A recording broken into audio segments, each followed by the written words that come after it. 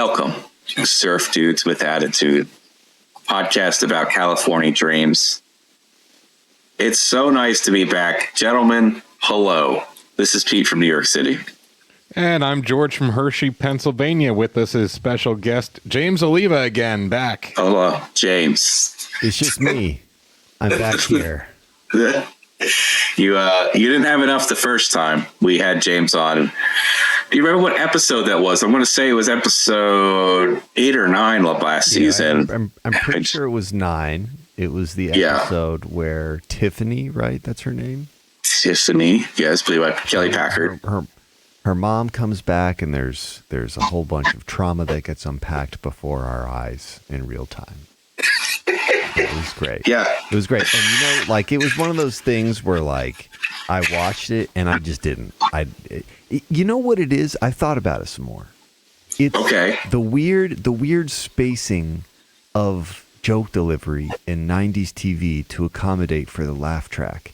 And for me, I always imagined the laugh track was fake. So imagine watching one of those shows without a laugh track. It would just be incredibly awkward. It would be like Too Many Cooks, if you guys ever saw that. Yes, totally. Internet thing.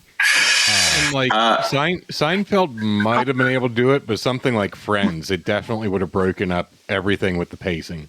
Yeah, for sure. It would have been super weird. And I guess that there's just that whole element of 90s sitcom television where it's joke delivery, line delivery, and then audience laugh track. That's what always makes it weird for me because, and we were briefly talking before the show, and we can get into it when we get there, but there were some jokes in here that I was like, all right, that was pretty good.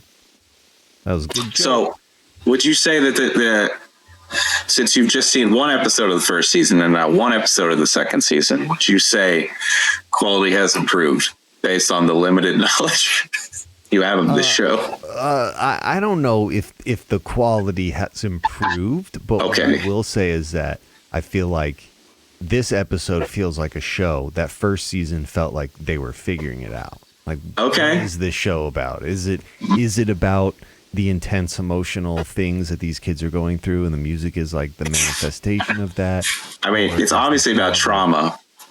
Well, I mean, look, and again, we're going to tie it in because this episode, I'm glad I got this one because it's happening. We're witnessing it back again in real time. The slow unraveling of Tiffany. Yeah. Well, it's a good thing you didn't see the last episode.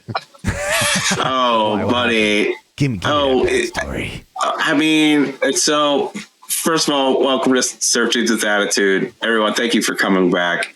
The last episode was a dream episode where they're all in the Old West. And the set decorator at some point was just like, fuck this. Everyone knows we're not actually in the Old West. So, Sharkey's was a saloon. The garage was a blacksmith station. And but they still had the washer and dryer in the background.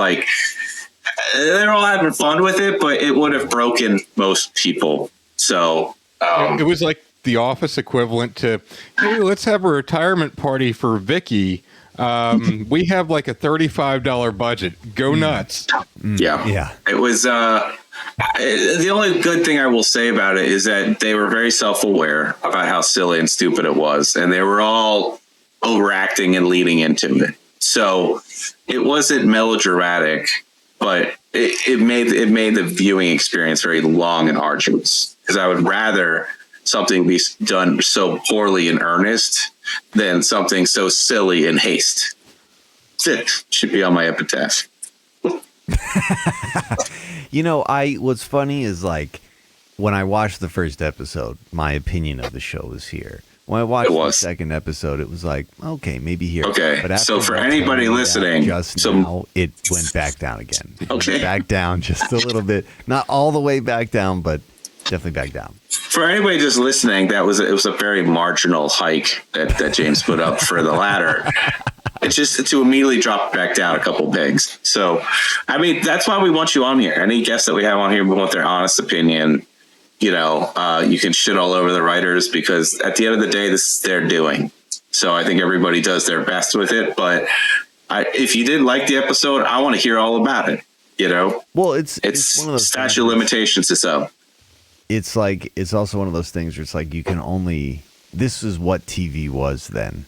You can only expect so much out of it.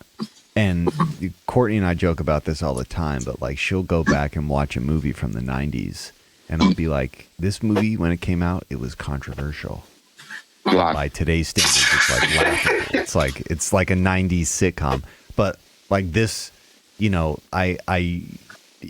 it makes sense that it is this way. I get why the acting is that way, but even in the 90s as a kid, I was like, I don't get it. I would just experience it without the laugh track. It's like the laugh track wasn't there, and they would just be having like these awkward. They'd say a thing, and then when do you do that in conversation? When are you talking to someone and you're just like lay a joke, and then no one makes a sound for 3 seconds? Well, when does it happen? You know, when do you do that frequently? Do you know what that? You want to try it now? It kind of just happened. I'll try it right now. Do you know what that controversial 90s movie, Mortal Kombat Annihilation, needed? Oh, a laugh track. There it is.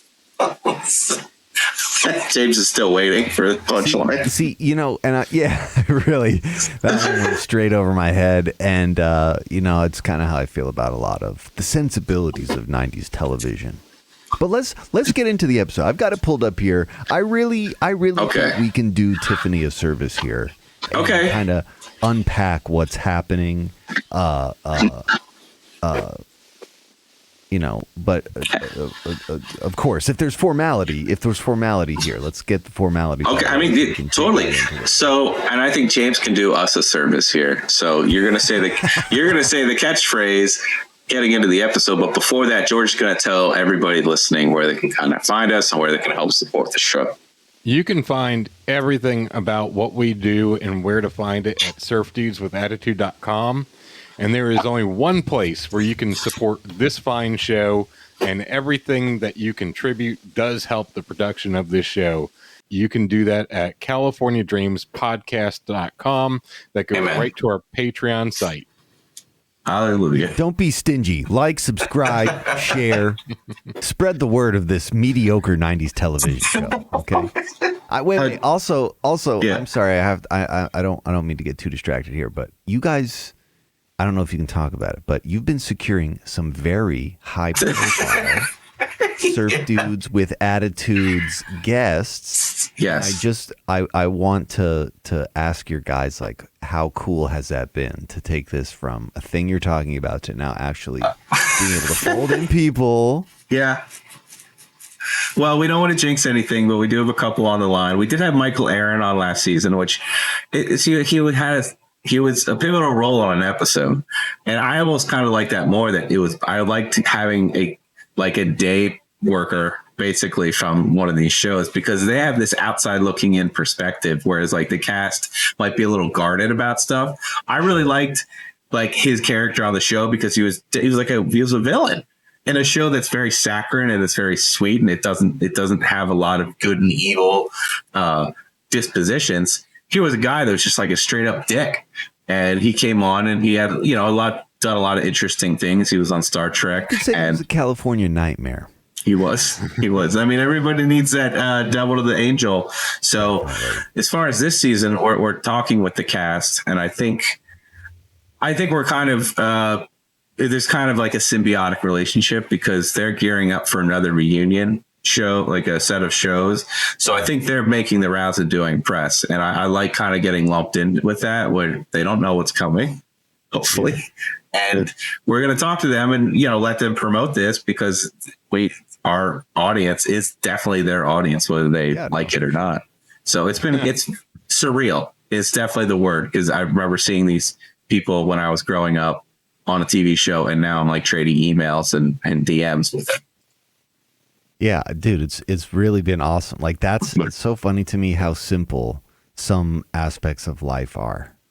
Like you just start doing something, and then before you know it, you're in a position to like ask Yeah. People who you like, I there's no scenario where you before this would think like I will be conversing with this person at some point, and there'll be a need for us to communicate it. It's also easier than I thought in some instances. Like we're trying to get this guy Stingray on the show, and like he might be the only link between Saved by the Bell and California Dreams, and we've had so much trouble tracking this dude down. And we know in our heart of hearts, he's not going to have any relevant information for us about this link, but he'll be super interesting because he's been on a bunch of shows, and like that's interesting to us. So fingers crossed that all these people work out, because we've heard murmurs that some of them don't like our show. So we're gonna try to change their mind. I'm having such a hard time tracking them down because every time I do a search for like Stingray and address, all I get is the Karate Kid guy. So. Yeah. Wait, what? That's wait. I demand. Wait, there. I'm waiting 3 seconds to do a laugh track. I demand. What do you? Stingray, Karate Kid? Is that? Oh my God, that's the new one. All right. Okay. That's gotta be that. That's pretty. It's a tough one. Pretty bad. Yeah, I thought you were gonna. You found a mugshot of the Stingray that killed Steve Irwin. I would have accepted that as well. Okay. Funny side tangent here. On Twitter the other day, I don't know if it was like the anniversary of Steve Irwin's death. There was like a ton of memes of people posting like of Steve Irwin's like a Stingray, and it's like this. That's awful. He's such a beautiful man. Well, and they were like in the memes, they were like killing the Stingray or arresting the Stingray, right. Or like charging the Stingray with crimes. It's justice. We need justice for Stingray. Any chance it wasn't an anniversary and the internet just ran out of jokes, so they had to recycle them? That's more than likely what happened. It was a really dark manifestation. They could have just been like, "Miss you, Steve." Yeah, but that's not funny enough. You need in picture form. Yeah. So, James, we're gonna need you to kick us in. Yeah. Let's dig right. Well, you got to say a phrase here. It's gonna be like password. All right. I think you know it. No, I think you. So this is what they say before they start a song, "The California Dreams." Do you remember? Tiffany says it at one point in this episode. Let's do it. Let's hit it. Yeah, there it is. Yeah. Is it let's hit it? Let's do it. Okay, here we go. Let's do it. Okay. So first of all, I just want to ask. Okay, do these kids go to fucking school, or do they just? Okay, great. They seem like real adult life livers. What? I see them working jobs. Livers, yes. Shows. I don't necessarily see them going to school. I got to catch you up basically real quick. Cliff Notes version. Whole first season, zero school. We pretty much canonically, if that's the word, we put them as homeschooled kids for the whole season up until that moment. First episode of the second season, boom, school right away. No fanfare. It was very jarring. We've only seen school when it pertains to the plot. And as this episode has zero to do with the plot being in a school, you will not see it. That's just one more set. They blew all their fucking money on this music store. Oh, I'm sure. And they cannot get that hallway set back. They've had to do they had a metal shop, car thing in one episode. We've done a lot. So they are in school. We're assuming that it's not like a trade school or like a vo-tech kind of school, and that Tony is working at Sharkey's on his off hours the same way that Jake is now at Maniac Music. Okay, so that they've reconciled that. I'll drop that grievance. Okay, I'll drop that grievance. Okay, for now, because they've addressed it. I've got the episode pulled up here. I'm not going to play any of the audio or video, so we get flagged here. But I'll just use this as my reference here. This episode had some moments, of jokes that worked for me. One was the whole playing with the ketchup thing. That was just very clever. I was like, okay, you've clearly upped the practical comedy here. All right. That's generous. And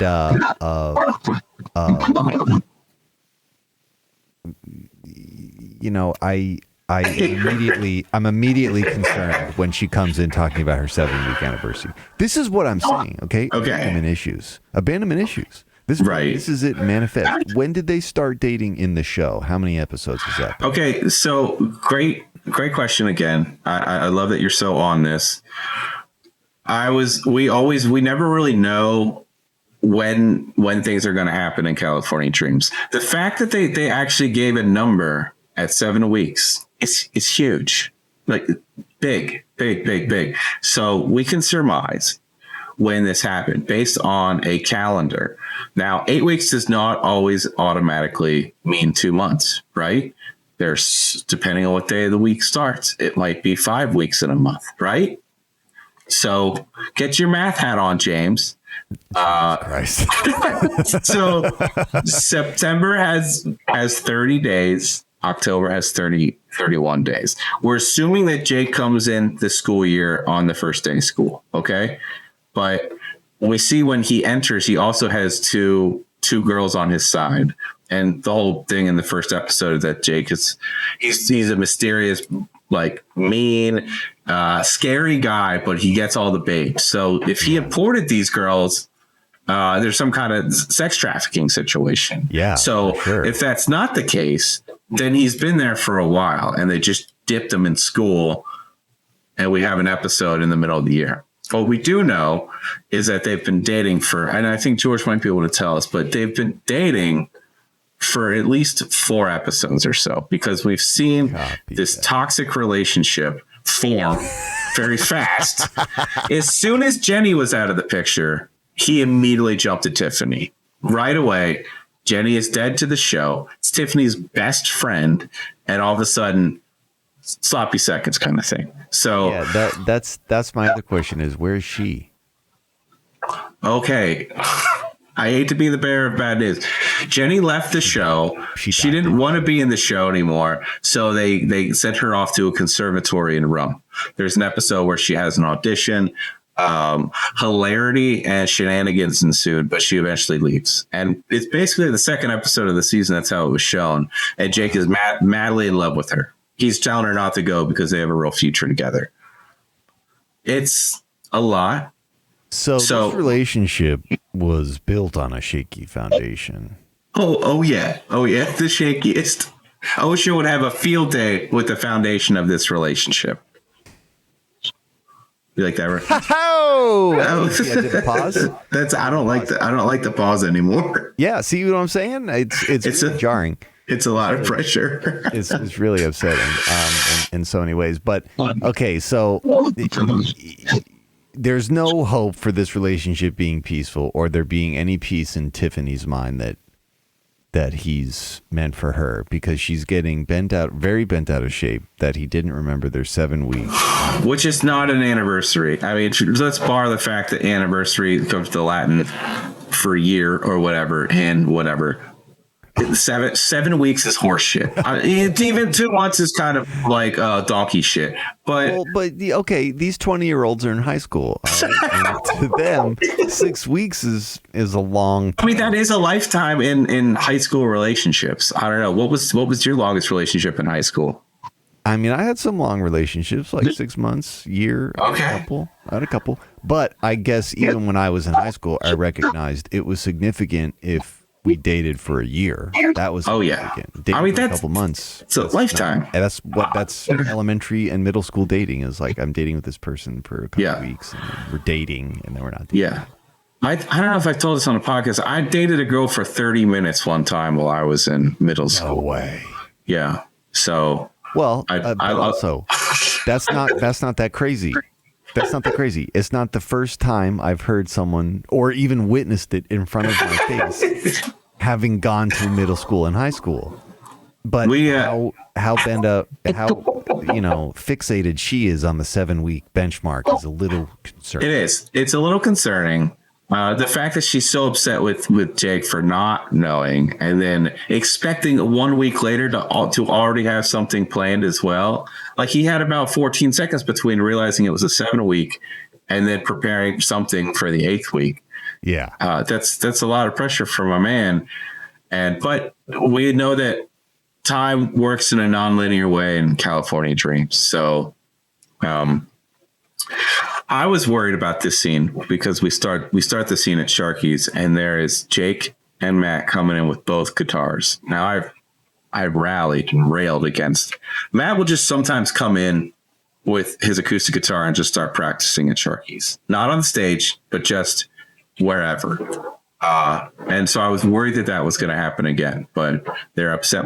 They were busking, and did you see that? They were fucking making fun of buskers.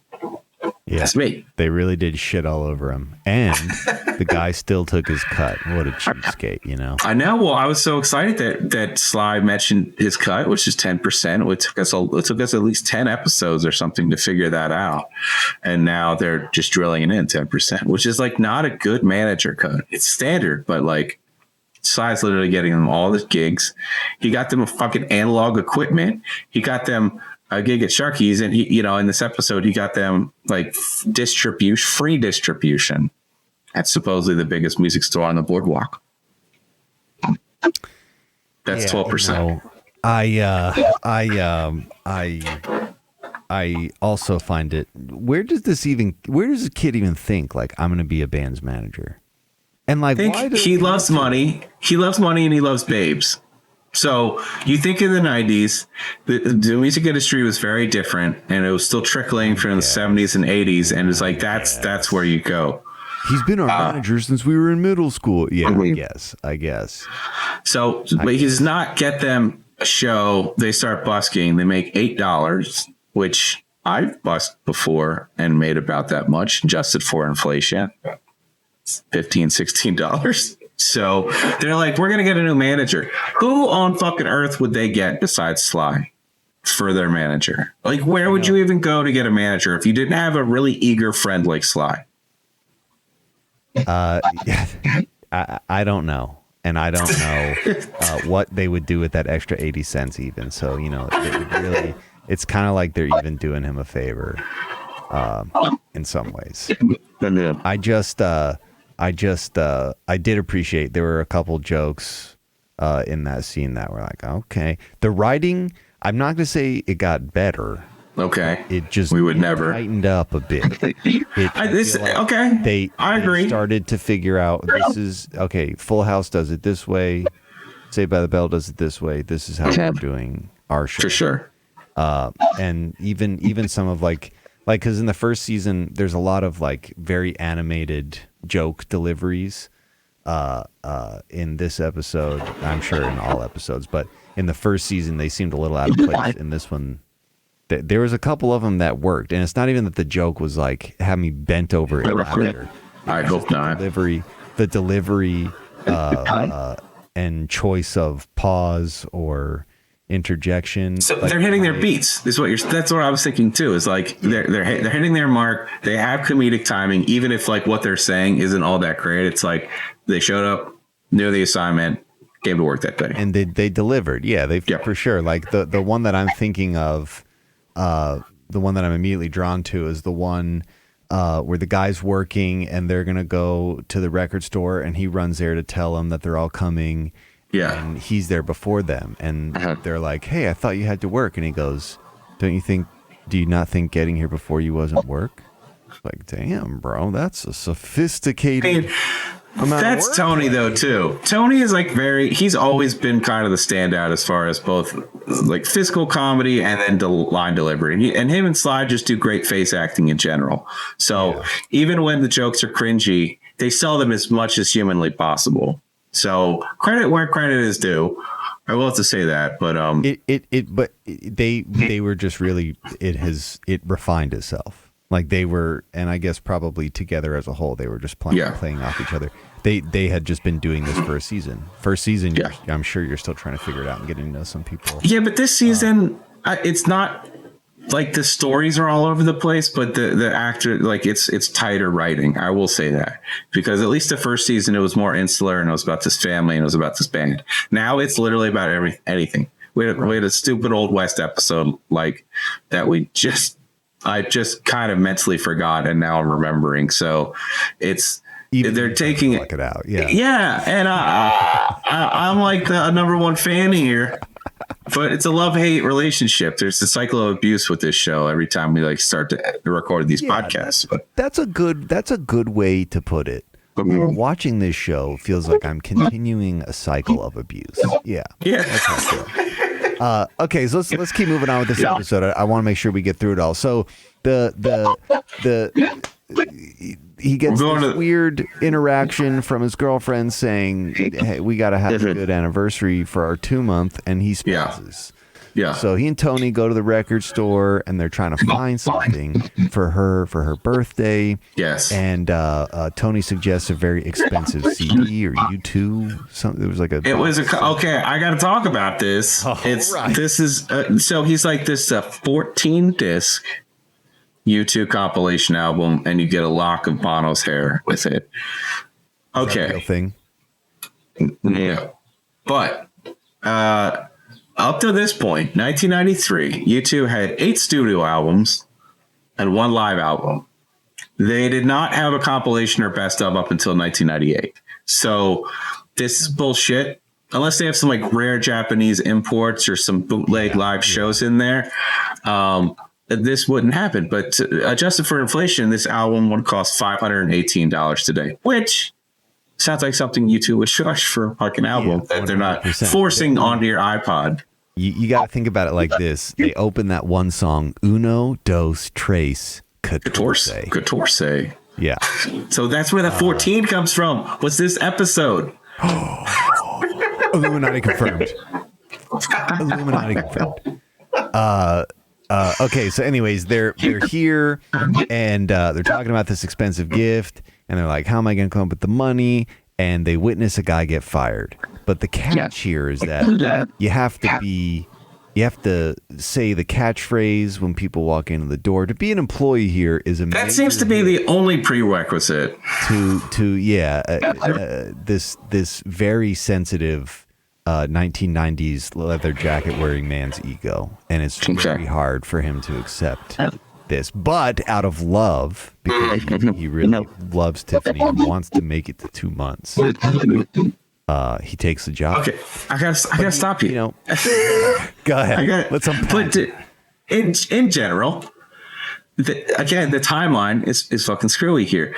If the only prerequisite for this job is saying that catchphrase, he would have had to say the catchphrase at this mock interview. He needs no W-4 form, no W-2 form, no I-9 form. He has no background check. He has no references. He has no resume. But he still gets his job. Okay, sure. Let's say he gets hired on the spot, makes a good impression on a manager. That's what all of our parents told us that we could do. Yeah. Is he getting paid under the table? Because their anniversary is next week. Is he going to work every single day and get paid in cash every night? That is the only way I can see that him making it. Otherwise, there's a 2-week gap before you get paid if it's bi-weekly. Okay, it could be a check, but that's still it's still at best 10 days or something like that. Well, and I'm even trying to think what would have been a high school kid's part-time job weekly wage in 1990. Would it have even been $100? 1993, I think the minimum wage was still around $6.25 or something. Right. And high school kids, so maybe you're working 20, 30 hours a week. $5.25. Yeah. So, but it seemed, to their credit, every single time we go to Maniac Music, which is multiple times for this episode, Jake is working. So, but he's a student.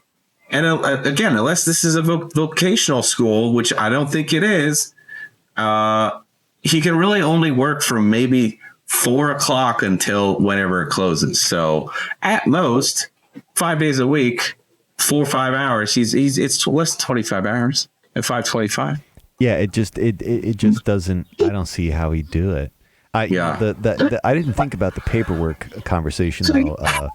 It's very that's weird. Be an under the table situation, and because he didn't have to submit any paperwork or background check or drug test or any of that stuff, it really could be actually a front for like a pill mill. So maybe they do have like $250 to like pay these kids to just keep up the facade out front, because it's just the turnaround at this place must be insane. Like Sandy, the manager, is just willy-nilly firing everybody. And he really spun out on pills, and he's just creating a distraction. Don't let them go in the back room. So yeah, I do like the phrase that they have to say, and it was honestly painful watching them struggle through, unironically mocking the fact that they had to do this thing. Even the guy that's like, the first guy that does it, who's standing by the door, even he, yes, right? Like that's what it's supposed to be. Yeah, it took me a minute to be like, is he like air kissing them? Okay. It's supposed to be an evil laugh. Okay. Maniac. I didn't know that. Like when I gave you this episode to do, and when I wrote this out in our beautifully colored Excel spreadsheet, I thought I was literally just saying, "Blah ha ha." I thought it was like just a normal. This episode title is stupid, and it could have been named 1,000 other things. This show historically uses old movie lines or movie titles to like name their episodes. Like the last one of the last was Sly Who Went to Dinner. They shoot videos, don't they? Romancing the Tube. So the writers took the day off as far as naming this episode. It's just, where did the Apex come from? What is the origin story of the? Is it the music store had this name and they named them the episode after it? Who thought it was funny enough to like make this an entire gag? Yeah, answer me. I have still been asking myself that same question. I want to meet them. Whoever it was, I want to meet them. I guess because it's called maniac music and you have to act like a maniac, but like, isn't that more of like a villain or like a dastardly scientist or something? Yeah. You know? Okay. Well, God damn it. I don't know. I got it, but I didn't get it. So anyways, they wrap up there, but he wants to keep it hush hush. Even Tony agrees he's going to keep his mouth completely sealed on this. He's not going to tell anybody that he works there, because apparently having a job here is very embarrassing. Your ego. Well, he should be embarrassed because he's walking around with only $10. Like, he's supposed to be like a badass, masculine dude, and he's walking around with $10. That's not why, though. He's just more worried that he has to wear a silly vest and he has to interact socially. Yeah. Yeah, that's what I'm saying. The you know, whatever, do your job and get your money. You know, you shouldn't be upset however you have to make your money. Get rich or die trying. That's what they should name us. Yeah, for sure. Yeah, a little bit of early 2000s foreshadowing. Anyways, so then the next scene, they're all in the garage. And I want to say the new girl with the sunflower outfit, that is the most 90s fucking outfit. Samantha Wu was introduced a couple episodes ago. So Jenny leaves the show. Next episode, Samantha Wu is an exchange student living in her room. And just so happens to sing for the auditions to be in the California Dreams. So Matt is all, I think Matt is like off. He might be off guitar officially, and now is relegated to being a keyboard player in the Dreams, at least in this interim. He does play guitar still and writes, but as far as the live shows, he's not playing guitar anymore. He's the keyboard player. Yeah, they had to get the cool guy with the leather jacket to play guitar. I get it. Who's ashamed of working? He's a socialist. He should want to work. I guess. I also don't get it too, because like it took them, which we'll get to, it took Sly discovering that he works there to come up with the angle of let's sell our band's music here. But it would seem to me like a no-brainer. If I was a high school kid in a band and there was a local music store that was hiring, I would work there so that my band's record could be on the shelves. Sure. Well, we're going to talk about we're going to talk about the realism of that later. Yeah. But the payola, I'm telling you, it's a drug front. It's a drug front. The analog recorder that Sly has procured because of his janitor uncle or something. I wasn't really paying attention to that. His janitor uncle. It is an uncle. I was right. Okay. Works at Dolphin Records, which I just want to say is there was a Dolphin Records in Hollywood. It's an iconic record label. One of the first black owned record labels. Mingus and Sam Cooke recorded there. It's got a whole musical about it, actually. So I don't know if that's what they're taking from, but maybe that's kind of cool if like you're actually referencing this like old kind of R&B jazz record label. But I'll take it. The analog recorder there in question, it's 16 track. Matt's right. It only has three things plugged in the back, which I want to talk about the mic placement and stuff since you've done some of that yourself. Okay. Yeah, we So we can do that. What do you think they mic'd? Barring the fact that Sly didn't record this first time, and that's the gag. I'm gonna be totally honest with you. I only see two things plugged into the back of that board. Okay, good, because like you one of them is power. The cable in the bottom left is power. That's plugging the power in of the board. And then I'm assuming they've got two XLRs that are supposed to be left, right. But the problem is that nothing is plugged into it. So like typically in this scenario, they would be running all the mic lines into the board and then stereo out of the board onto the 2-track tape machine. Mix everything on the board so that whatever gets printed on the tape is the final mix thing that you can duplicate. Okay? Yes. Nothing's plugged into it. There's nothing. Nothing's. So they could have a sound. So it's right. Okay. Wow. They just solved it. Nothing was plugged in. That's why the record is blank.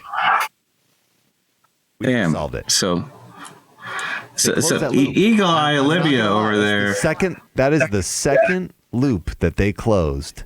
I got. What was the first one? The first loop was the school thing. You said in season 2 they started introducing scenes in the school, so they closed that loop. They did close the homeschool loop. The show just focuses on their life outside school. And in this one, we don't know why he didn't press record. And I think maybe he even says, I thought I did, but there's nothing plugged into it. Genius. They closed the loop. And it was probably just easier to set things up like that anyways. Well, you know what? I'm also going to say this isn't on Sly. That literally says 1, 2, 3. It's like, let's do it. 1, 2, 3, 4. And then they just jump into it. And first of all, we're fucking robbed of like a rehearsal scene. This sounded like a new song we'd never heard. And then fuck you, we're on to the next scene. But Matt never waits. He never looks around, says, y'all ready? Y'all good? He just jumps right into it. When they're playing the show later and Tiffany does it? Yeah, because she took his whole shtick. Is that a third loop? Okay, it's inched back up. Not as high as it was, but it's I guess a little bit higher. So before they start the song, Jay comes in, obviously frazzled because he had to work and his earring is not in. And Tiff is like, where did your earring go? And then him and Tony have some dumb gag about the plumber's dog eating it. And then Tiff, to her credit, is like, if you don't want to tell me, you don't have to. She just straight up called him out on his lie. And then he's like, okay, thanks. That was the only part I might have laughed at. Just to let you know. That is hilarious that you laughed at her. I mean, that's just it's super disrespectful. He could have been like, yeah, I got a job. And she would have been like, oh, cool. Dude, instead, most of these episodes would stop. Come up with some conspiracy about an alleged affair. Most of these episodes would cease to exist if one person just honestly talked to the other person. We would not have a Three's Company show if there were not misunderstandings like this and silly little white lies. So I don't. That's a Titanic-sized trope that you're never going to get through. I'm sorry. What I really don't get here is. Well, we'll save that when we get to it. So, okay. So, yeah, they try and record this record, but they have their manager. You never let your manager run the gear. Honestly, they should have been running the gear. They should have at least plugged everything in, and then he could have pressed the button. Yeah. You never let the manager do anything. Well, so Sly just has access to this garage. He came over and supposedly was supposed to mic everything. But, like, even on the most archaic mixers, you could see an input light, basically. So Slide, just because his uncle janitor works there, does not mean he knows anything about recording or being an engineer. Oh, and you know what? I'm looking at this, and you are right. There's power, and it looks like there's actually 4 XLRs plus. Yeah, it's 3 or 4 XLRs. So, because that was a little more well lit later when they had this whole rig at Sharkey's. So, 4 things in there. I get that there's 4 members of the band, but I didn't see any drum mics. No, so, and those amps are so shitty that they definitely don't have line outs on the back. Okay, like Tiff has an okay bass amp. Maybe that one. There are a couple mic stands, but none of them look like they're pointing at anything. You honestly could have made this look realistic if you had 2 mics just pointing at the drums, and Matt is not singing into a mic when he says 1, 2, 3, 4, whatever. I mean, so they're gonna they have some ISO booth later. They're doing there's gonna be so much bleed. Gotcha. I mean, come on. I mean, you know what? It's good that they didn't get anything recorded on this one because it would have been a disaster. Sometimes it's better if you lose it, you know. And also, they didn't know what song they were going to play. Matt's just like, let's do it. And they always do this. They don't even say the song. It's just like a tiny bit of effort. If they winged that song, I mean, maybe what the show is like really, really supposed to be telling us is that these kids are like musically adept to a level that they don't even write music. Yeah. They just say, let's do it, and music comes out. It just spills out of them like projectile vomit. Yeah, it's like they're channeling music from a different dimension. Yeah, they're speaking in tongues, but it's all apentatonic. 100%. It all conforms to 90s music sensibilities. Okay, so he's working here. His boss, Sonny, is trying to get him. Sandy. He's trying to get him to perfect the bwahaha. He's told everyone. He's told Tony, who's the only person who knows he works up until this point, to not tell anybody. And somehow, even though he's on the fucking boardwalk at the place where the kids go, the record store, he thinks that no one is gonna see him work there. Even though he's working there every day. Flawed plan. I mean, look how easy it was to get this job. You could have got a job. Like, get a mechanic's job. He supposedly, like, fixes bikes and shit. You could find a number of you could find a number of seedy places that would pay you under the table. But this super stringent place, just because it's the first place that you looked, I mean, he wants to get her he wants to get Tiffany a present there. Okay, so is there an employee discount that we weren't told about? Is that what's going on?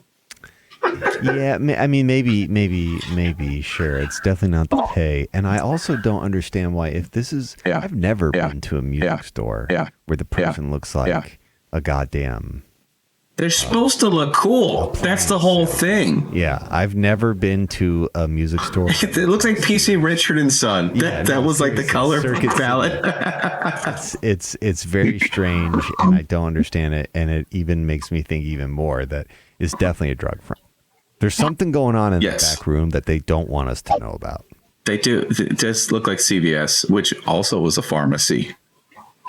You know, why are the receipts so long? I don't know. There's something going on in the back room that they don't want us to know about. So I don't even know if this is the next day that they're here at the music store, but did they record an entire album the day before? Is that what we're supposed to believe? Dude, when they say let's do it, the music just comes out. They don't have to write. They don't need to agonize over producing. The music just flows through them. I was going to ask you a question that you'd have no way of knowing, but I was like, maybe George will know. But like, is this the first album they've done as a band? Because we've heard recordings, but they made it seem like this is like an album because like they're going to get somebody to distribute it. I don't know. It doesn't seem like Sly would have to stay up literally all night mixing nothing, but he didn't record it. And so he just started dubbing nothing. There's so many things wrong with that, but we have to, we can't dwell. It's very accurate to 90s music industry. It's very accurate. Like when you think about some of the shit that we actually paid money to listen to, it's very accurate. Yeah. Well, very accurate. Okay. So anyways, he's working at the door. Fucking Sly busts him. And he thinks it's going to be a real bad thing. But it turns out that they play it to their advantage and get Sandy to agree to put their record on the shelves. Now, I know you had some notes about this. What were you? I have some notes on just because, like, I don't know. I was on a record label, and one of their jobs was to get distribution. And so I don't know how they did it, but they went to a couple places and got my CDs put there. What they did not get, and we see it later, was a full kiosk, like end of the aisle at the grocery store with the Entenmann's. Did you see it? It's like Meet the Dreams, which I swear to fuck that was used at an actual Meet the California Dreams event. I don't see why it wouldn't have. And we couldn't really see it, but it was there. It was a full display of just them. And wow, that's worth Sly being a creep as a manager, because that's pretty big. Who did all right. Did he do it? He must have done it the same night. He must have got that printed at Kinkos as the tracks were bouncing off that mixer. Don't you miss the days when Kinkos made end cap styrofoam or cardboard display cases for CDs? Don't you miss those days? I miss all of it. Just walk into a Kinkos and say, hey, I need a corrugated cardboard CD display for my band's CD. Quick, I have a seminar on hang gliding. I need some display. Immediately. I wish this place was connected to a FedEx so I could ship it overnight. You know what I mean? Foreshadowing. Well, I mean, I think everything, like, we think Sharkey's is on the same boardwalk as this. Okay. And we think the Garrison House is somewhere in this loop as well. So it's all in some kind of cul-de-sac in a land that doesn't exist. So how did he not think someone was going to see him? Like, how did it never enter into his mind? I'm where we hang out. Maybe the people that I know will be hanging out there and seeing me. I mean, honestly, if I saw Jake working there, I'd be like, hey, good for him. He's making money for his band. He cares about his band. I'm saying. You know, he's trying to get his band's record on the shelves. He's doing the work. Or I would think, like, I want to work at a music store. That seems like a cool job. Even if it was like stupid behind the scenes, it was like, you know, I worked at Blockbuster, and there was a part of me that thought, you know, for my high school job, that's pretty cool. I work at a movie store. I love movies. I love dumb media, obviously, with this podcast. Like, that's pretty cool. Behind the scenes, we're corporately run. We had to wear silly fucking outfits and stuff. And like, I had bullshit middle management like anybody else. But on the surface, it was like better than fast food, you know?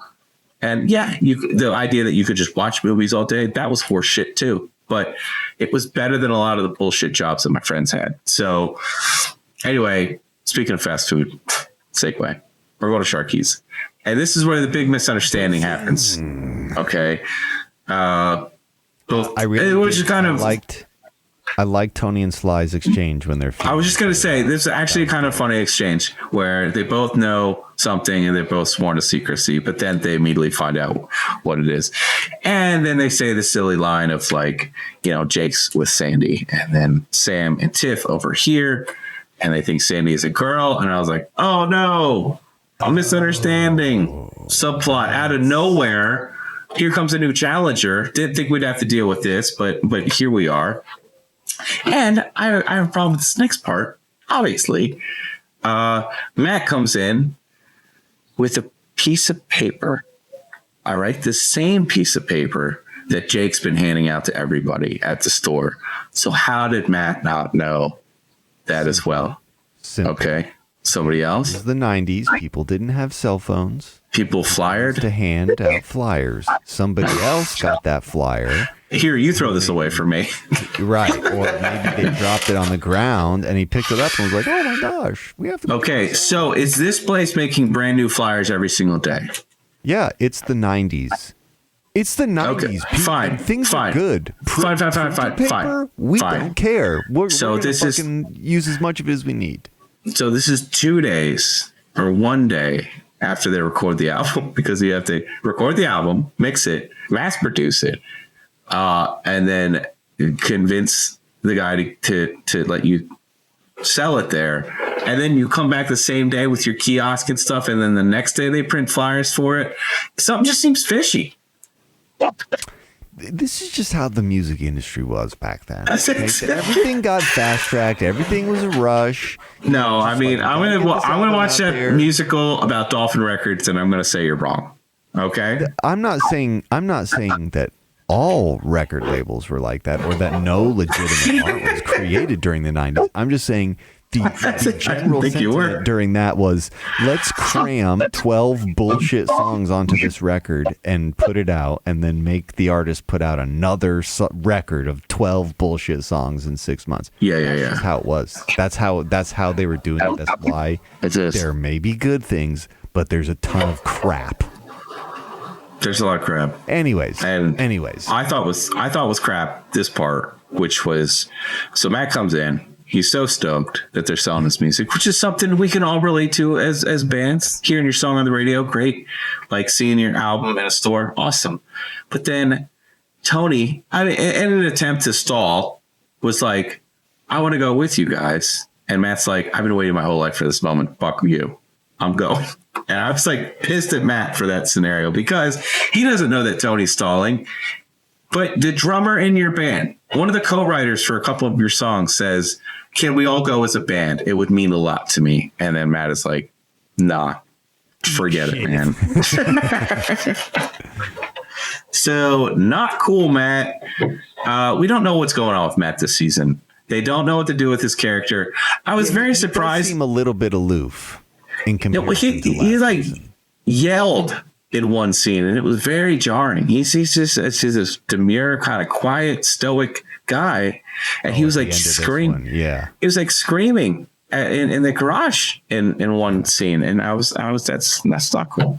And so anyway, maybe he's coming unglued. What's his backstory? What's his relationship like with his mother and father? We have a lot of pent-up rage, like Tiffany. It seems. Oh, it hasn't even exploded yet. I'm saving it. It because it hasn't been on full display yet. We've had little peaks of crazy, nothing full. The mercury is starting to build. So we're gonna go to the music store, and we're gonna continue this misunderstanding. Jake is talking to some blonde lady, and Tiff comes in, thinks it's Lisa, her name is Lisa. Yeah, but she thinks it's Sandy. And again, Jake could literally shut all this down and be like, Sandy's my boss. I got a job. I was trying to get you something. I was trying to get you. Did we decide whether is he getting her the U2 thing? Is he getting her that compilation? I guess. I guess. Okay, so he's kind of to that. He's just trying to get any money that he can so he can do something. Yeah, So he would have to work non-taxed 25 hours to get that thing. If he's making, minimum wage is $4.25 back then. So he's probably having to work at least like 30 hours untaxed, probably 40 hours taxed, and under the 2-week pay period. Yeah, at least. Yeah. So Jake has changed outfits, hence the confusion with Lisa and Sandy, and then I don't know, she confronts him, and then he points over. He's like, that's Sandy over there. And then Sandy is talking to a girl. And I thought it was pretty funny that she's like, oh, you have 3 girlfriends. Of course. That was, of course you forget. Clever, but it could have, if we were in that scenario, we could have been a little more descriptive about who Sandy was. And like considering the stakes, But like this whole thing is blown up in Jake's face. Tony or Sly could have come over anytime, like, no, here's what's going on. I got your back. But instead they're just looking at their dinky display over there, Okay, George is kind of come in. After tax, it would have taken Jake 87.75 hours of work to earn. Where did you even find this information? Yeah. But what if there's a website that like breaks down all California Dreams finances that I haven't found? That's something we should make. That would make things much easier for you. I know a lot of my job is this manual math. So this is also the same time that some surfer dude comes in and says that there's a problem with the tape that he had already bought. So first day, people are already buying it and returning it. He says it's blank. They eventually Sorry. And then, Tiff leaves, says, fuck you, Jake. Storms out. She storms out. Yeah. Okay, because she's experiencing her mother leaving all over again. Okay? She's been skeptical of him. She's been deliberately guarded and unwilling to let her trust, just accept him for who he is and trust and her mom abandoned her, and now Jake has abandoned her. It's just another one. I bet if we opened up her journal, there's many entries of all the abandoned. We did see her journal in that episode where she was talking about what it was like to be Jenny's friend. Where's the journal?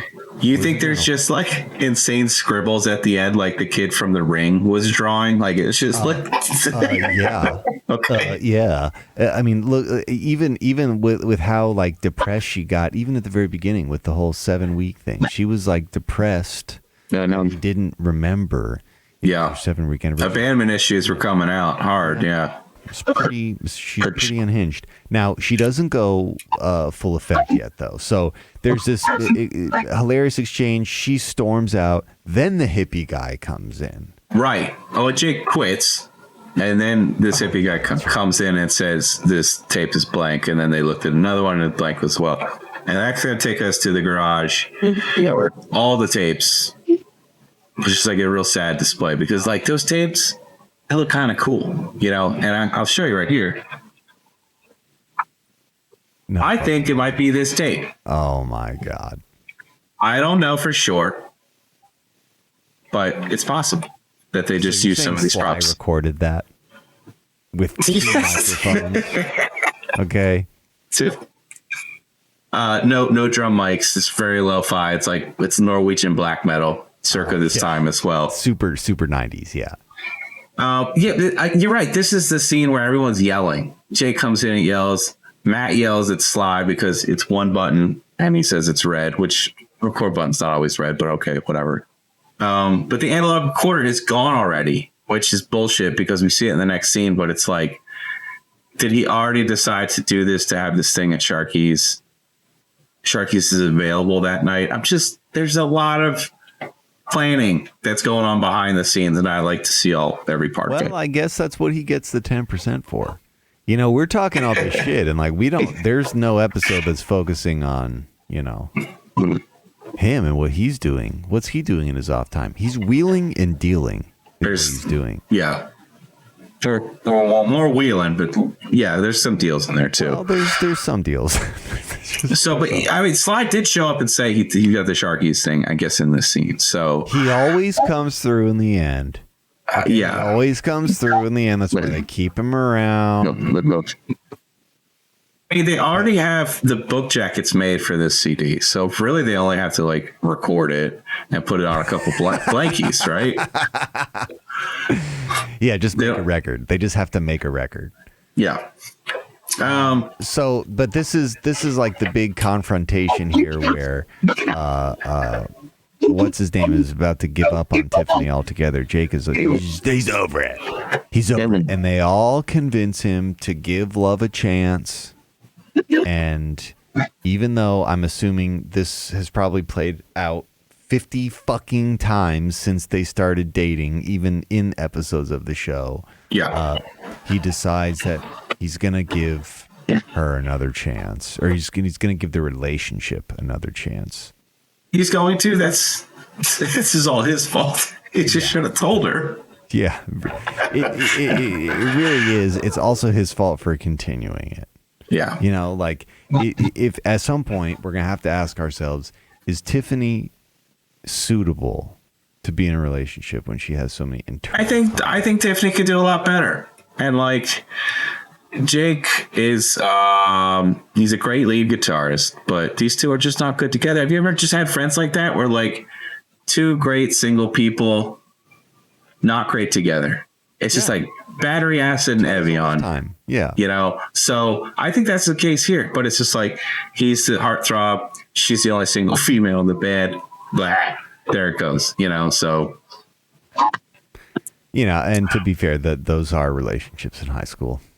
Yeah. That's right. It's really more proximity than anything. And sometimes they last 30 minutes. So those are just as important as the rest of them. Yeah. You just want to make sure that you give that same attention. So you're the only person I've told that story to that hasn't asked for a follow-up. You were just like, yeah, that tracks. I mean, you said you'd never mentioned it on the podcast before, and I didn't necessarily want to open that up for you, but I do want to. We'll have to wait for an encore episode or something. So anybody not on Patreon, we can get into it. Is that? I mean, sure. I'm going to track her down. I'm going to ask what that was like, and we're going to say, let's give it another shot. Let's do another 30 minutes and see how it feels. And at the end of the encore episode, we can decide whether we're going to stay together or not. Yeah, for sure. You're going to. I actually know her name. Who? I know her name. I'm going to look her up and I'm going to pitch this idea. Anyway, I'm sure she'll be really into it. With her 4 kids, probably. So down for this. So we're going to go to Sharkey's, and Sly has set up. They're doing a live recording tonight. Again, the drums aren't mic'd. The amps don't have mics in front of them. I don't know. They're probably not lined out. I did notice on Tiff's amp, there was 3 chords stuck in the front. And now most of these, she's got a little half stack actually. Most of these have at least 1 or 2 inputs, and it's usually regular or active or passive kind of thing. But there might be a headphone. They just stuck 3 in there. Yeah. I mean, desperately trying to make it look like something is there. At least they have a mic, a microphone stand for Samantha in this one. So time. So let's talk about the song. I don't remember the name of it. The guitar solo in the beginning. Tiff immediately starts the song right away that we talked about earlier because, again, brimming with rage. And the guitar solo is not correct. Usually Jake is up. The band almost broke up. Jake is usually pretty on with his guitar solos, but this one I think he kind of fudged it a little. Jake is usually pretty terrible with the verses, but he nails the solos. This time he was doing the little vibratos. He remembered it, but it didn't make sense on the string. So we might have to play that one as he played it, just to kind of A/B this situation. None of his playing was believable. Yeah. Did you like the song? This one was all right. Really? It was all right. Yeah. Whatever. Because you did not. The last song you heard was "Love Is Not Like This" from the California Nightmares, and you were like, "Did not." That was the same look you gave, and you're like, "This did not break the mold." So I was saying, I was not expecting a ballad. That's all I'm going to say. I was expecting a very cheesy song, and this song was cheesier, but you can get away with it. Hey, cheese, man. I gotta admit, Sam was kind of flat with her singing. It's a sultry tune. Matt was pretending on the keyboard. Okay. All right. He was doing some of the syncopation. The vibes are fucking low here, Pete. All right. To get up there. The bar is low too. Single. Tony is always on. But so are they just recording this one song? Is this single they're putting out? Because if that's the case, it's not the same song that they tried to record before. And it doesn't look anything like that surfer dude would fucking jam to at all. Yeah, I mean, it doesn't sound like a song that anyone should jam to. For your own health. But yeah, I definitely didn't jam to it. I enjoyed it. But also, yes, 90s singles were the thing. That's not like a band's putting out a record. I mean, a lot of the ways that I found out about bands was their fucking singles or the promotional stuff that a record label would mail to my local record store. Yeah. So that's not too crazy. It's definitely not a record. But I remember I was watching the clip and you said that they have if you actually look at the catalog of this band, it's 50 something songs. Yeah. So California Dreams. Yeah. And every song, every season or every episode is a new song. It's theoretically possible that they actually had material to materialize a 12 song or 14 song. Well, I just fucking showed you. We have a tape. They've done it. Saying. But I hope it's going to continue, but Sly even said it. This is the live recording. Okay. I'm going to sell. But they also did this, like when Jenny left, they gave one of the gifts that Matt gave her, instead of a hug, was like, here's the last recording we did at Sharkey's. So we're supposed to believe that they're always recording this shit. So, but that's a throwaway line that literally I'm the only person in the world that will remember. So that's not lonely at all. Not one bit. So they do their one song. They always do their one song set. They put their instruments down. Jake in the song, while soloing, is soloing at Tiffany and trying to get her to give him another chance. Creepy. It was kind of creepy. Pretty creepy. But then the song's over. They put their instruments down. And then all of a sudden he's trying to talk to her and she's like, no, you go over there. And like, is this still being recorded? Because I swear we were going to get a scene of Sly just being like dastardly and being like, mwah. That would have been the joke if he was like still recording this because it's like, this is going to sell. People love drama. Like that would have been a funny joke and it would have kind of closed that loop. But Jake is trying to explain what happened. And Tiff was very brightly said, why did you just tell me you had a job? Fucking idiot. You know? Yeah, it is really silly that he couldn't put his ego aside. His leather. It was hard enough for him to put his leather jacket aside. His leather ego, if you will. Yeah. I was super surprised here that he's like, when she's like, well, who's Sandy? And then Jake's like, Sandy's my boss. And Sandy's a guy. I really thought we were going to get like a gay joke because we already have the whole crowd being like, like they're gasping. And like that would have, I was like bracing for impact that they were going to make a joke that Jake is cheating on her with a man because that was the early 90s. And they didn't. They totally didn't. No, they've done it before. Fucking high road. What I always say about California Dreams. This is a really esteemed establishment. So I guess they have this whole thing. When they invited Jake into the band, they also did it at Sharkey's in front of everybody. Like, this band has no problem just airing their dirty laundry to everybody. Well, but maybe that's what the people love. Do you think this was one big mark? Look it up right now. Do you think this was just one big marketing stunt? Like just one PR, like strategic plan to get people to buy the album?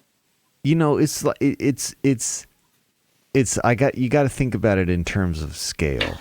To these 20-year-olds, their world is small, right? Okay, it's not a big world. It consists of a couple places that they frequent. Yeah. And you know, I don't know if there's any way they don't air, like they're completely exposed. Yeah. Their fandom are the people who are in the places that they're playing, right? Yeah. You know, it's not like they're touring and there's all these people coming around. There's like private green rooms. They're just fully exposed because that's they haven't achieved any. Maybe to the people that they're around, they're famous in a band. You know, even when they're trying to sell the record to the guy at the store, Sly's like, or I guess Jake is talking it up more, but he's like, they're the hottest local band. That's it. They're the hottest local band. Yeah, they're airing their shit. They're having fights on stage. Yes, you and I both know. We've seen that happen. We've been to shows that we're playing and local bands are having a fucking fight on stage. That's pretty accurate. So this is like the California Oasis, is what you're telling me. This was like the drama to kind of like follow. Dysfunction. Okay. Yeah, and I gotta admit, you wanted to see Liam and Noel fuck each other. Isn't that what the show is, though? We're watching it. We have to assume that from our perspective, we're like one of the people in this town, and we're witnessing this thing happen in front of our eyes. Sure. I mean, I want more band stuff, but I guess other 20-year-olds posing as teenagers wanted more drama, is what you're saying. You got it. But see, that's the thing is this, even as kids, like they're not solely focused on the band. They're still living their life as kids. I don't know. There's some of it that makes more sense now. there's some of it that makes even less sense. But even just that we got to close 2 loops, like that's pretty impressive for me. Pretty happy with that. That's more than I thought. You take it as a resounding win. I feel like I've won something. I don't know, George. What did you think about this episode? I got a text from you, kind of out of nowhere, and I was like, George said, "Is this episode legitimately funny?" And I was like, "Who is this? Who's texting me this?" So, what have you done, George? I mean, I thought it was. It was actually the first time that this series, I think, actually clicked as a comedy. Like before, it was just like a kid's show, and this time it seemed to kind of break through and not just make dad jokes. So James was saying that too. Like, I guess you are something about this was like it was more well shot. And I think it was more well edited. Like whoever wrote the story was like they actually know what they were doing. So surprised. I don't think is that. I think the first season they were figuring out what they were doing, and this season there was a plan of how this show is going to be. And I would. Well, we need to make this more. Show, you know. Well, like they were trying to just copy off Saved by the Bell. They're like they had the framework of what was successful. Sure. And they started going for it, and they started weeding out. They got rid of the Garrison family. If you were wondering why you didn't see any of them, they're fucking axed. They had to go. They were taken care of. We think Jake murdered all of them because of a homosexual relationship with Matt that was forming some kind of family annihilation. Certainly. Yeah, it's true. I mean, I was glad we got a song in this episode. We've been deprived of that for the last couple episodes. I mean, even the fucking Western episode, like he could have done some kind of hoedown with the band, and they just like dropped Western, they dropped the lasso on that one. Matt singing in the last one. This sure, one Matt. I don't know if it's called Foolish or I Was Foolish. I mean, it's not something that was really published outside of this episode, but this was like pretty much every early 90s ballad I've ever heard. Yeah. So this is one of the top rated episodes on IMDb, James. So you're welcome. They have the top 10. Great. Top rated. So it's this. You're really saving me for the good ones. That's with something like 87 people or something referenced it. So or at least rated it. Again, even me has to admit that this episode seemed like more of a show than the episode from the first season. But I just think it's, how many seasons did this thing run? 5 seasons. Yeah. 78 episodes. And I imagine, especially by seasons 3, 4, 5, that it's gonna. The first season they're establishing what makes this show unique, and then I think this is this was an episode for me that was like, okay, it looks like they had a clear idea of what they were going for. That's so by season 5, it's gonna be like The Wire, is what you're telling me. Yeah, basically, and then get canceled. They're gonna be selling drugs at the music store. That's true. Yeah, 100%. They're still. That's real. That is a drug front. There's no way that this guy is hiring people with no paperwork. He looks like he's strung out on coke. Dude, that's how you got hired back in the day, though. I mean, like, I used to hire people with like almost no paperwork. No one did drug tests. I've literally hired people in 15 minutes before. Never happens now, but that used to be a real thing. You sound like a shitty manager. I mean, it takes time and money to train somebody. Like just hiring somebody off the street because you get a good vibe about them. Like that just, I don't know. That just doesn't happen anymore, does it? Oh, you're gonna be really critical, and you're getting people to go. That's right. Maniac. Yeah, I'm telling you. We're both paused for laughter. Yeah, there will be none. There will be none. I'm telling you right now, that is a drug front. So I've seen drug fronts, and that James, is definitely a drug front. We give out awards on this show, if you remember. Do you remember them? No, I don't think so. Awards, but let's give out. Okay, so our Tony Award is the person who best mimed their instrumentation. The Jenny is the one that worst mimed it, and then your Tiffy is this person you just want to be in a band with because they were cool. So who are your 3 awards going to? The Jenny Award is definitely going to Jake. Okay. Well, shots fired. Yeah, shots fired. You can tell him I said that. And we will. what was the other award? The Tony Award was the best mind. Tony Award. Tony. Yeah, Tony always gets it. Sure. This episode, there were multiple moments where I was like, "You're the only funny thing here. You're the only person who's." Well, it's not funny. It's just the best at miming what they're playing. But also, I mean, it's the end result will probably be the same. Tony always nails it with the drums. Yeah, and I guess that would be because it's not Tiffany. And it's never Tiffany. Really see what Matt is doing with his hands on the keyboard, but I'm guessing that it's wrong, super wrong. And what's her name is on full display singing. That's true. We'll see if Sam ever gets one of these. But what about your Tiffy? That's just somebody like you want to be in a band with. Doesn't have to be why they did something musical. It doesn't have to be somebody in the band. Anybody in the episode that you would like to be in a band with. It's not Tiffany because she is emotionally unstable and stable. You're a little scared of Tiffany. I get it. Packing down a lot of rage. That's the sequel right here. She's a ticking time bomb. That somebody's death is written all over that. I don't know, Matt. If Matt hadn't had an unhinged outburst, I'd say Matt. Honestly, Sly, I want to see what this guy's up to. Like, I just imagine him weaseling in and out of situations when the other people are like trying to do the music thing. I want to see what he's doing. So I guess he'd win my Tiffy award. I would say, I would say Jenny gets the Jenny's going to go to Tiffany. Although she did make it up to the 7th fret in this episode. She's never made to the 7th fret. This is like one instance where her left hand is actually moving while she's playing. It's moving. It's out of phrase, and it's always chromatic.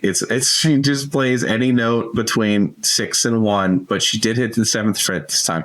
I will agree with Tony. Gets to Tony as usual, and the person I want to be in a band with is the surfer dude, because like I really appreciate somebody just coming out and buying brand new music. He was also super chill that tape was. He was very chill about it. In there and like throw anything. He made a choice as an actor. I want to be in a band with that guy. He's cool. Everybody else in this band is unhinged in this episode. Yeah. He seems like a cool guy. So James, I got to ask you, what are you noticing when Jake is playing that you thought that his miming was bad? Because normally for the lead, I think, wow, he could really be playing that.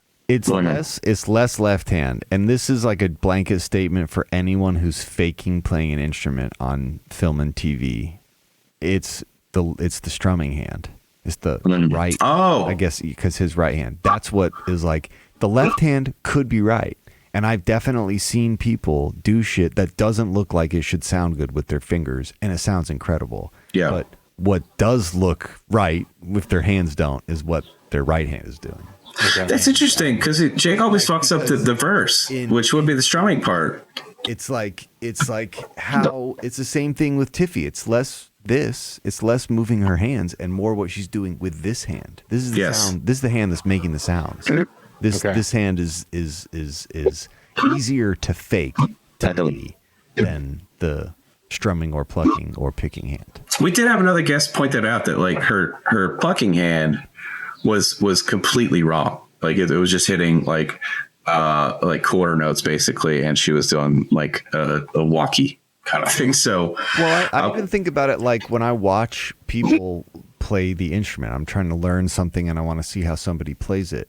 Like just because someone's hand is in a position or finger is in a specific place, you can't necessarily, like it could be any of those fingers that's pressing down on the fret to get the noise. It doesn't necessarily have to.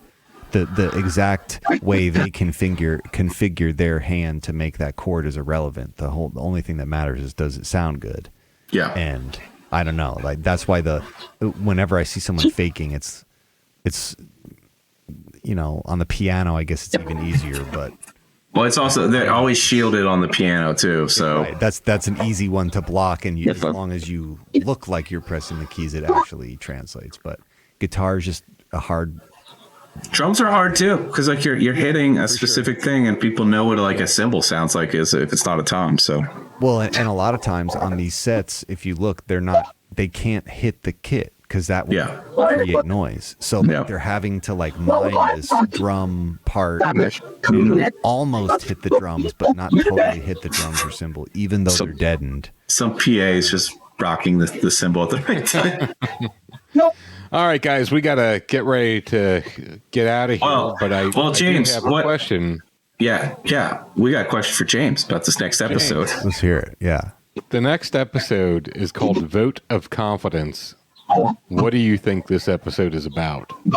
If I know anything about Tiffany, there's a meltdown coming. Okay. She's repressing a lot of rage. Okay, but what about that? You got to be more specific. Well, how many episodes have they had some kind of emotional thing? I'm guessing. Sure, but based on the title alone, what's Vote of Confidence? What do you think is the plot?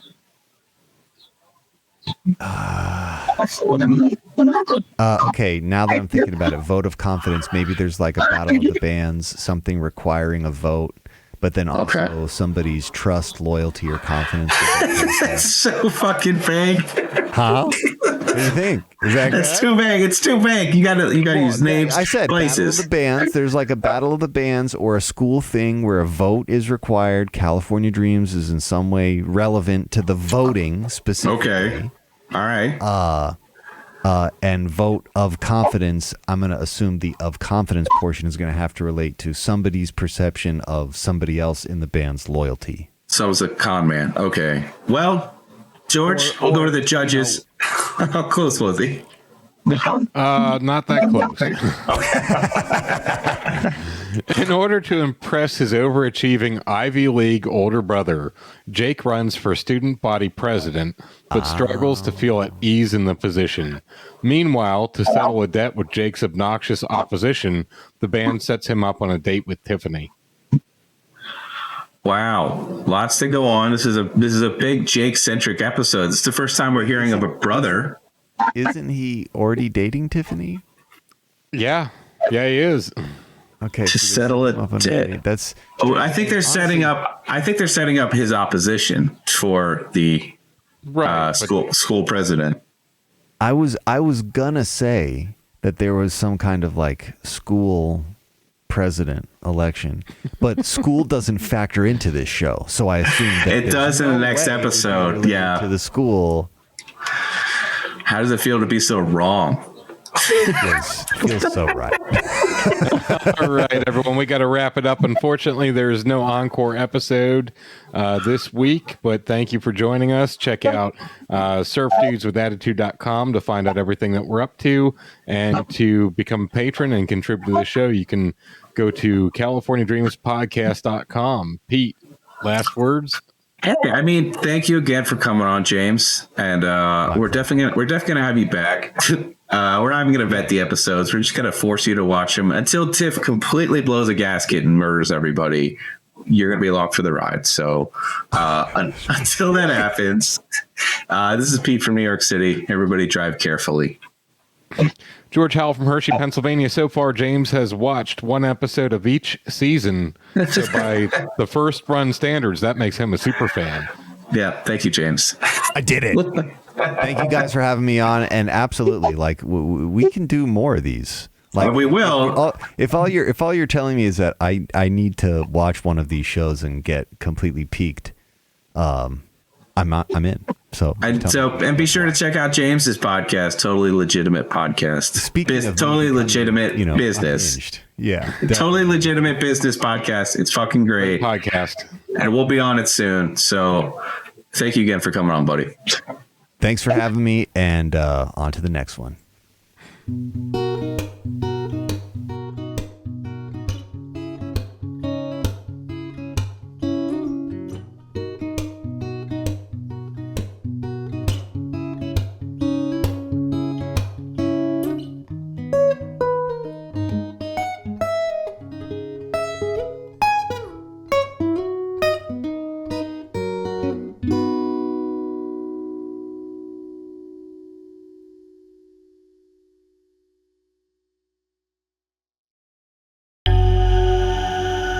This has been a Winning Moon production.